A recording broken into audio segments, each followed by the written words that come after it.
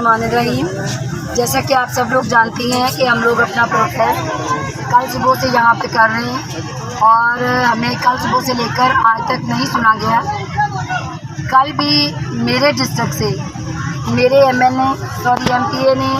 बात की हमारी फेवर में और असम्बली का जो एक इजलास हुआ उसका वायलेट यानी उसको पेंडिंग किया गया सिर्फ हमारी LHVs की फेवर के लिए, जिसके लिए मुझे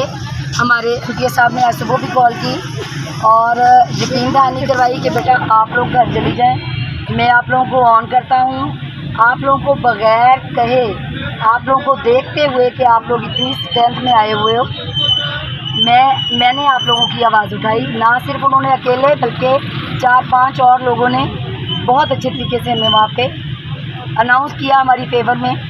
और जिसके बाद ये फैसला हुआ कि हमारा जो केस है, क्योंकि ना तो इसके लिए फौरी तौर पर नोटिफिकेशन हो सकता है, ना इसके लिए कोई कमेटी तो अनाउंस हो सकती है, लेकिन फौरी तौर पे इसके ऊपर कुछ नहीं हो सकता। तो सर ने मुझे ये कहा था कि बेटा मैं तो समझाऊँ आप घर चले गए होंगे। ये चीज़ मैं आपको क्लियर करती हूँ कि उन्होंने भी मुझे तसल्ली दी है। दूसरी बात जो है, अभी थोड़ी देर पहले हमारे पास कर्नल हाशिम डोगर साहब आए हुए थे, जिनकी बात पे मुझे बहुत ज़्यादा यकीन है, क्योंकि मैंने ये जो हमारा केस है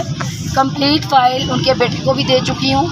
उनके जिस जगह से वो बिलोंग करते हैं जूनिया से, वहाँ पे मेरा अपना बहुत अच्छा रेफरेंस है, जिस रेफरेंस से वो आज स्पेशल हमारे लिए आए थे, क्योंकि आज असम्बली में कोई किसी किस्म का इजलास नहीं था।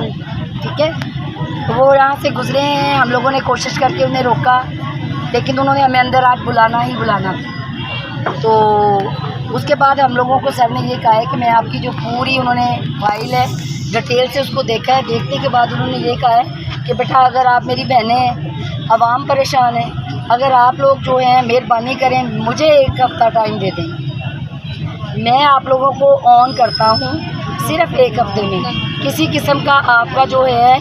कोई लेटर नहीं निकाला जाएगा डीजी साहब की तरफ से, और डीजी साहब खुद भी एग्री हैं कि अगर हम प्रोटेस्ट, ये डीजी की तरफ से हमारे साथ नुमाइंदा भी आया हुआ है जो मुझे बुलाने के लिए आए हुए हैं, उसमें सर ने ये कहा है कि